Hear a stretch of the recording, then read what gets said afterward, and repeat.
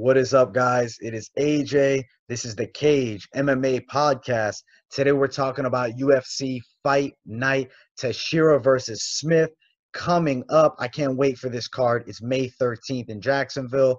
Let's talk about the first fight of the night, Sherman versus Isaac Villanueva. Sherman is a guy who's been around for a while. I've seen him fight in multiple contests. He had a war with Rashad Coulter. And Isaac Villanueva is coming to the UFC now for the first time after I believe he's had, like they said, something like a 15-fight MMA career. So he's been around for a while. I went back and watched footage of both guys. Sherman, I know. I've seen his fights. He was the bare-knuckle champ. Isaac Villanueva, I've heard the name, but I only saw the fight with Trevor Giles before. Let me tell you about how I'm feeling right now. I feel like Sherman's a bigger guy. So being the natural heavyweight versus the natural light heavyweight, and Sherman has proven he has some hands. I mean, you don't become the bare-knuckle champion if you can't at least somewhat box, right? So to me, Isaac Villanueva coming in as the former light heavyweight is outsized in this matchup. For me, it was kind of I'm not going to say it was an easy pick. I respect Isaac Villanueva. He's a good fighter, but I think that we're going to see Sherman get him out of there in 1 to 2 rounds. I just think that size is too much of a difference to really give a chance to him. I mean, we can look at Isaac a little bit. I was looking down at his stats. So he's on a pretty good streak, though. I believe it's 4 in a row, excuse me. And he beat Rashad Coulter in his last fight. Funny, I just brought that up. So to me, Sherman is the favorite in this fight. Sherman, to me, gets the win. Even though he hasn't been as active in MMA, he's been active in bare knuckle. He's still got his timing down. He definitely can throw punches. I'm going to pick Sherman on that one. Now, let's get into the next fight. It is Omar Morales, versus Gabriel Benitez. This fight was an interesting pick for me because I was looking at both guys, and Benitez I've seen fight. Morales, I know that he fought, I believe, Maestro in his last fight. Yeah, Maestro, Don Huma. I think I'm saying that right. I did go back and watch the fight. He worked some good kicks. He worked some takedowns. He was able to dominate on top. But if you look, he's not a big knockout artist, right? He has 2 wins by knockout, 5 submission, 2 decisions. So we know he's got a good grappling base. Benitez, on the other hand, I believe has a pretty diversified ways of finishing fights. See if it loads up here. Right. So 7 knockouts, 10 submissions. He's crafty on the ground, and he's got hands. I went through when I was looking. He beat Jason Knight. I remember that fight. I did not think he was winning that fight. But then Sadiq Yusuf really beat him up. Now, at the end of the day, I still believe he's got the experience edge. I'm going to have to pick Benitez. I know that Morales is probably going to be the favorite. He's the undefeated fighter. But I'm going to rep with somebody that's been around the game for a while. I believe he was on The Ultimate Fighter. He's been in the UFC for several years. I'm going to give it to Benitez in a hard-fought decision. But don't be surprised if it goes the other way. I'm not 100% confident in this matchup.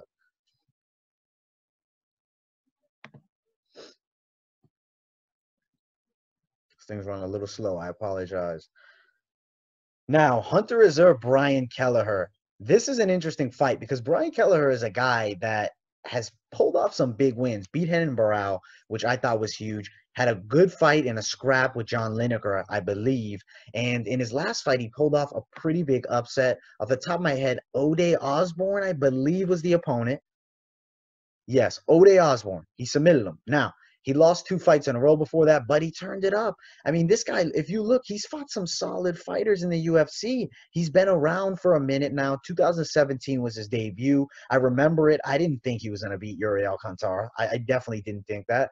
Marlon Vera was able to beat him. But if you look, I mean, he's a solid fighter. And he's taking on Hunter Azure, undefeated. I went back and looked at some footage of Hunter, and I was impressed. I will say I like his style. He comes to fight. And he's also comfortable going the distance because you see 4 wins by decision, right? His last fight, he beat Brad Katona. Brad Katona won the Ultimate Fighter. Now he's canned from the UFC. So it's an interesting matchup here. When I was really thinking about the pick, I was like, who am I going to go with? I feel like Azure is supposed to win this fight. But we've seen Kelleher pull off upsets in the past. So I'm actually going to go with Kelleher by a submission in the first or second round. But again, I will not be surprised if Hunter grinds out a dominant decision. I believe if it goes past 2 rounds, Hunter is that, or excuse me, if it goes past a round and a half, it gets into the middle of the second round, I believe that's Hunter's territory. But it's interesting because Kelleher has been submitted. So it's an interesting matchup. I'm going to ride with Kelleher, but I'm definitely not 100% confident in the pick. And I'm just excited to see this fight, to be honest with you guys. Let's get into the next one here. Okay, Sijara Eubanks, former Ultimate Fighter, supposed to be finalist, versus Sarah Moraes, who was also on an early season of The Ultimate Fighter. This one for me was kind of an easy pick. I got to rep with Sijara. She showed a lot of skill on The Ultimate Fighter house. Now, her UFC career hasn't been fantastic. I believe she's dropped her past 2 fights. Yes, she has. But on The Ultimate Fighter, she did well. So I got to give her some respect. She beat Roxanne. That's a respectable win, a very respectable win. Sarah Moraes, on the other hand, has been around for a while. I believe The Ultimate Fighter season she was on was like 7 years ago. She was on a 3-fight losing streak. She came back with a win. To me, I just see Sijara Eubanks getting it done. Her record doesn't show her skill set. She should have probably been a champion at one point. Now she missed weight and wasn't able to stay at that 125 class. Now she moves up to 135 for this matchup. Again, I'm picking Sijara. I think she stops her in the first or second round. I'm more leaning towards second, though. I would be surprised to see an upset in this fight. To be 100% honest, I'd be surprised if Sijara loses this fight. I'm repping with Sijara Eubanks. I think she pulls it off, and I think she does it dominantly. Now, this fight is interesting. Michael Johnson is a guy who has been in there with so many good fighters. One of the guys at 155. At one point, I thought that he was on the way to the title. Now, I believe this fight is also at 155, but it could be at 145. Let me actually double check that for you guys here. One thing about Sherdog, they don't have the weight listed. I know he's been bouncing around. I know he lost that fight to Josh Emmett, which I believe he looked good, man. He was winning that fight, dominated Artem Lobov. So it's interesting. All right, so I believe this is a 155 fight versus Thiago Moises. The Steve Ray fight was close. The Josh Emmett fight was just, it was, a big shot right at the end. He's had some bad losses. I mean, he had a war with Gaethje. He showed hard against Khabib. That win right there against Dustin Poirier, that was huge. He stopped Poirier quick, man. So at the end of the day, he's that guy that has everything, but hasn't been able to put it together. And he's like had all these ups and downs, but I feel like he's just so much better than his record shows. It's one of those guys, like when he was on this win streak, I remember when he beat Edson Barboza, I was like, wow. And I thought he should have beat Beneil Dariush. Then Nate Diaz came around and Nate put a dominant performance on him. It's interesting to see his fall. And Thiago Moises, it's an interesting matchup, man. Like, I feel like Thiago is definitely supposed to win this fight. He's 12-4 versus 19-15. Sure, records don't matter, but I think we know the direction they're going. Yes, he's coming off a loss. He's lost multiple. He's lost to Beneil Dariush, who's a very good fighter. Both of them lost to him. For me, though, I just look at the record. I looked at a bit of footage. I just feel Michael Johnson has the edge, man. Michael Johnson is a good striker. When he's on his game, he is deadly. So I'm going to go with Michael Johnson. I think he can get it done. I hope he stops him, man. I really do. I'm a Michael Johnson fan. I've been a fan of him for years, and I just hope that he's able to turn it up and have a good end run to his career. So I'm going Michael Johnson. I'm not 100% confident that he'll win by knockout, but I am going to pick him by a third-round stoppage. Now, it could go to the distance. He could lose dominantly. He could get submitted by Thiago Moises. So it's an interesting matchup. We're going to see. I can't wait for this fight, honestly. It's maybe one of those fights that really is a huge, entertaining matchup that was super underrated on the card. Now, this fight, the OG Andrei Arlovski, former heavyweight champion of the world, versus Felipe Lins, the PFL champion who just won last season. I was impressed by Felipe Lins. I've seen a lot of good work out of Felipe Lins. Andrei Arlovski's chin is always a question, right? His last fight, Rosenstruik dropped him in one punch, but Ben Rothwell win before then. And honestly, I thought that he probably could have won against Sakai. He had a hard fight against Walt Harris, overturned to a no contest. Abdurrahimov, he lost that fight. Ty, he lost that fight. Those aren't good, but He did beat Ben Rothwell. You know, you look back and he had some wins. He's really had some crazy ups and downs in his career, man. He's older. I believe he's 41 years old versus Felipe Lins, who's 14-3 and on a solid win streak. I definitely think that this is a fight for Felipe to win. He's supposed to win this fight. Now, the size advantage goes to Arlovski, but you know, they say the weight class is light heavyweight, but he's been fighting at heavyweight. So I'm gonna have to go with Lins. I think he's gonna probably stop him in the second round. I think the shots are gonna land cleaner on the feet. And although Andrei Arlovski probably is a better boxer, I don't think he has the durability anymore. I'm just gonna have to go with Lins, man. He's a good technical fighter as well. I mean, this is a pretty good streak. I mean, I know these are not world class guys, but Josh Copeland's tough. Jared Rochalt's tough. Alen Sarr is a decent fighter. Alex Nicholson's a scrappy dude. Like his losses were in Bellator, which is pretty respectable. I mean, Nemkov, this guy, I don't know, Silva, Undenson is tough. So he's a guy that's been around for a while. I think Lins gets it done. I think that he is definitely a top 15 heavyweight in the UFC, and I'm excited to see where he goes from here. But if Arlovski proves me wrong, obviously I won't be disappointed because Arlovski is just a fighter that's, you know, I love. How can you not love Arlovski? He's been around forever, and he's still scrapping. Okay, Ray Borg and Ricky Simon. To me, this was so interesting because Ricky Simon at one point was like an up and coming guy, like really a contender. I mean, look at this streak that he was on. Like this is fantastic. I mean, even in the LFA, these are good wins. Like just dominant, right? He comes into the UFC looking good. Marab is somebody that I thought was pretty skilled. Montel Jackson, Ronnie Yaya. Now, Uriah Faber stopped him quick, but I'm not going to fault him on that loss, right? He got caught, he got hit. Uriah Faber's a legend, dominated by Rob Font. Now he comes in against Ray Borg, who's a good wrestler, right? Ray Borg at one point was the #1 contender at flyweight, 2-fight win streak versus 2-fight losing streak.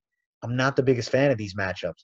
To me, it seems like Ray Borg is definitely in the advantageous position. Ricky Simon is in a must-win situation, but does that bring a dangerous fighter? Now, I know Ray Borg is one of his children, has some health issues. I believe he has a lot of motivation right now, and I believe Ray Borg gets a decision victory over Ricky Simon. And it's going to be a hard loss for Simon because that's 3 straight now. And that's why I don't like these matchups with guys. One's on a big win streak, he's got all the momentum, and one's on a tough losing streak. Now, he could come in and prove me wrong and really show a lot of heart, but I'm leaning towards Ray Borg by unanimous decision. That's going to be my pick. I think it's going to be a good fight. I'm really excited for it. Alexander Hernandez has been a controversial figure. Lightweight division matchup between Drew Dober. Dober's been around for a while. This one's interesting for me. I feel like this is a solid streak that he's put together these past two against Polo Reyes, who's good, and Nasaret Ha. I know exactly who he is, but I can't say his name, man. I mean, Drew Dober has looked good in recent years. I mean, if you look back, I mean, solid, right? He's been in the UFC since when? He came in for the first time in 2013. So he is a guy that's been around for a long time. Alexander Hernandez, a newer prospect, a good prospect. Cowboy Cerrone definitely got a dominant win over him, but he comes back and he beat Trinaldo. He beat Abin Mercier. The fight against Benil Dariush, I wasn't a fan of, man. And Alexander Hernandez definitely turned a lot of people off with that fake glove touch. To me, it's just like, bro, why you got to do that? Because if you're the better fighter than him, which I think Hernandez could have won that fight, you don't need to do something like that, like a fake glove touch to hit him. Like, I don't know. It's a bit of unsportsmanlike move. I don't like it. And for that reason, I'm actually going to pick Drew Dober to beat the young prospect Alexander Hernandez. I think it's a hard fight, but I think Dober could pull off a unanimous decision or a stoppage. I wouldn't be surprised if Hernandez grinds out a dominant unanimous decision, though. He's a pretty good wrestler. But I'm going with Dober. I'm gonna go with Dober on the upset here. Now let's get into the co-main event. Heavyweights. Ovince St. Preux at heavyweight is crazy to me versus Ben Rothwell, who's been around forever. I don't like this matchup, man. I don't like this matchup because Ovince St. Preux is coming off a win at light heavyweight, and that was in September. How much muscle has he put on in that time to become a heavyweight? Is this just a one-off thing? Like, hey, I'm going to be heavyweight for one fight? It's not a good move. 6'3", 205 was his last fight. I'm expecting him to come in around 230 unless he really put on some mass for this fight. Ben Rothwell, look at that, 263. He comes in at the end of the limit, been around forever, doesn't get stopped. You have to knock out Ben Rothwell, and you're not gonna. I don't see Ovince St. Preux winning a decision. I don't see it. Unless he comes out and just looks like a technical masterpiece. I mean, you have to look. He was stopped against Cain Velasquez years ago, and obviously outside the UFC. But in the UFC, his only loss by stoppage was Cain Velasquez. Mark Hunt couldn't stop him. Gabriel Gonzaga choked him out. And then he has 3 decision losses, hard-fought fights. And he beat Struve, was a little controversial with the nut shot. I wasn't the biggest fan of it. But at the end of the day, I don't know. Ben Rothwell took that 3-year layoff, and I think it really hurt him because when he was on that win streak, I'm going to be honest, I thought he was 100% getting a title shot or at least in the mix. But then he fought Junior. I don't think it was that good of a move for them to give him Junior because it really killed him as a contender. I feel like he should have at least been given, a different fighter, a better matchup because Junior's a bad style matchup for a lot of these guys. Solid wrestling defense and sick boxing. He dominated Ben Rothwell, but that doesn't mean Ben Rothwell's not good. Yes, he's had some losses. The loss to Arlovski was kind of hard to swallow, at the end of Arlovski's career. Ovince St. Preux, on the other hand, does come off a win against a light heavyweight. He's the smaller man. I think Ben Rothwell stops him. St. Preux has been stopped in the past. I think Ben Rothwell comes in with vengeance, and he's expecting to win this fight. He's the bigger man. I think he knocks out St. Preux. Now, if St. Preux comes in as a real heavyweight, if he comes in and he put on 8 pounds of solid mass, right? And maybe some good fat, but at the end of the day, he got accustomed to it. I think now St. Preux's a problem at heavyweight. He's a big guy. But if he doesn't, the bigger man wins. Ben Rothwell's a skilled fighter as well. I'm picking Ben Rothwell on this one. I love Ovince St. Preux. I love Ben Rothwell. I can't wait for this fight. This might be one of the most exciting fights of the week for me. 2 OGs that have been around forever and just a freak matchup. But I think Rothwell stops him. I think he might stop him in the first, but I wouldn't be surprised if it goes to the second. It's a good fight, man. It's a good fight. I'm excited for this one. Really excited for this one. Now, the main event. Anthony Smith, Glover Teixeira. This is interesting. Interesting fight. Glover Teixeira, been around for a while, a top guy in the mix for a while. Really only tends to get beat by, obviously, Rumble Johnson, who's just a freak of freaks, and good wrestlers that dominate him on the ground. Anthony Smith is not that. And obviously, Gustafsson does hold that win over him. But look, 3-fight win streak. Solid 3-fight win streak. Solid 3-fight win streak. And I believe I missed the Carl Robertson fight. So we're going back to Carl Robertson real quick. I just saw his name and said, no way, I didn't do him. So Carl Robertson, I'm going to give him some love. We're going to go back to him real quick. If you want to skip past it, you can. Carl Robertson right here versus Marvin Vettori. I like Robertson. I'm going to be 100% honest right away. I'm respectful of Vettori. He's an Italian, just like I am. And he put on a good performance against Stylebender. But Carl Robertson is a good fighter, and I believe he's on a good streak right now, man. He's turned it up 2 straight, and his loss to Glover. That's not a bad loss. The Fajeda loss is kind of bad on the resume, but the Glover loss is not bad. It was at light heavyweight, and he's a middleweight. I'm going to pick, you know what? I want to at least give Vettori a glance at his record for you guys. But it's hard for me to pick. Just at the end of the day, in the back of my mind, I do respect the fact that he pulled off the win against Andrew Sanchez, who's a solid mixed martial artist and Ultimate Fighter winner. But Israel Adesanya, tough fight. That wasn't the Izzy we know now. The draw with Akhmedov. I still have to lean Robertson. He has professional kickboxing experience, and as you see, only 2 knockout wins for the Italian Dream. Now, only 2 knockout wins for Robertson as well. I just have to go with Robertson. I'm just feeling the momentum on him. I can't really explain to you why. I do believe he has a good, versatile game, and so does Vettori. But I just think the X factor goes to Robertson. And he also beat one of my favorite up-and-coming fighters, Ryan Spann. So I got to give him respect. Because if you beat my guy, I got to give you respect. So I'm going to pick Robertson for a win. I believe that it's probably a decision win or a late stoppage. I think Vettori's scrappy and he can take a beating. And I don't think it's going to be absolutely dominant. I think it's going to be competitive first, maybe even second. And then we're going to see Robertson really turn up. And I think Robertson gets him out of there. So now let's get to the main event. Anthony Smith, Glover Teixeira. This fight is going to be fantastic. I can't wait for this fight. To be 100% honest with you guys, another one of the most exciting fights of the week. This right here is a fantastic light heavyweight matchup. Glover Teixeira on a streak. Anthony Smith just beat Alexander Gustafsson. That's huge. That is huge. I know it's a while. So June 1st, that was almost a full year. Oh, wow, that he's been off for a minute. But at the end of the day, look at this. At light heavyweight, I mean, have you seen a better that's one of the best resumes. I mean, okay, you lose to John Jones, who's beaten John Jones? Nobody. And you beat Volkan, who is scrappy and tough and big puncher, crush Shogun Hua, absolutely starched and aging Rashad and Shogun. Of course, both those guys are aging, but still impressive wins nonetheless, especially for our former middleweight coming up who wasn't that elite. I mean, if you look, I mean, he put on wins, but look at the record. What back, man? I watched him fight in Strikeforce. I remember this Lumumba Sayers fight. It's crazy to see the transition. I'm so happy for him, man. It's fantastic to see a guy who was once a journeyman become now a fucking elite contender. This is awesome, man. You can tell I'm getting excited talking about him. I believe that he's still in the mix. I think he could give a lot of guys tough fights. Now, do I think he beats John Jones? I don't know about that, but he's scrappy, and he's a guy that's in the mix. Glover Teixeira is a legend of the sport, in my opinion, 40 years old now. But 3 fights in a row. The Krylov fight was tough, but Krylov is elite level, man. Krylov is no joke. Kutelaba dominates him. He was hit. He was getting touched. He was getting touched by Kutelaba. I'm not forgetting that. And he beat Carl Robertson, who we talked about just recently. Obviously, the Corey Anderson fight, I mean, Corey just out-wrestled him. Not just out-wrestled him, he out-wrestled him. And we've seen him lose that way before. Gustafsson fight was off the chain. Big knockout loss.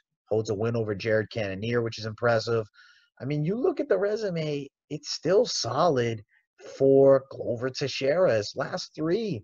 I mean, his last loss was Corey Anderson, who was just fighting for the #1 contender fight against Jan. So, I don't know. It's respectable, but I have to go with Smith. I just feel like Smith is on the game right now. He's turned it up. I mean, the win over Gustafsson was quite impressive, in my opinion. He shows heart. He shows a chin. I think that Glover definitely is not chinny now, but I think he could be stopped. And I actually predict Anthony Smith gets him out of there. It's a 5-round fight. I don't see it going 5 rounds. I think Smith probably stops him in the 3rd round. And I'm actually fairly confident in that pick. It's just one of those matchups, man. Smith is just on his game. He's more explosive and versatile with his striking. Glover's got solid boxing, solid kicks, solid jiu-jitsu. But I'm going to go with Smith. I think Smith stops him 3rd round. What a card. What a card. The UFC is coming through. I'm going to have another video coming up for you guys about the prediction for the Overeem fight, which is going to be off the chain. I mean, this is just awesome, man. If you're a fight fan, right now is becoming an awesome time. We had a long hiatus, and now we're getting some awesome fights. I can't wait. I know most people can't wait. We can't wait to see some fights. We can't wait to see some live sports. It's good to have everything coming back. I'm really happy about it. This fight is honestly off the chain. The whole card's off the chain. Let's give some respect to the UFC for putting this together. I mean, this is a really good fight night card. Like, they've had some bad ones in the past. No, this is a good one. This is contender. This is a big contender fight. These guys are in the top. I believe Anthony Smith winning, that's 2 straight. That's 2 straight after only losing to John Jones. He's still right in the mix. Do we see a Thiago Santos rematch if he wins? Do we see a Dominic Reyes fight? There's a lot of options. Now, if Glover pulls off the upset, he gets himself right back in there. He's back in the mix at the top. If Glover fights a dominant wrestler, he tends to lose. But if he's fighting a striker, I believe he has a chance with most. But Anthony Smith is a bit too versatile, and I'm riding with Smith on this one. Just a great card. I can't wait for it. I know you guys can't wait either. I appreciate you guys watching the video. Hit the like button. Subscribe to the channel. Also, share your comments. Who do you guys think will win? Do you agree with my picks? Do you think that they're way off? Like, this guy doesn't know what he's talking about? Let me know. I appreciate all the people watching. See you guys in the next video.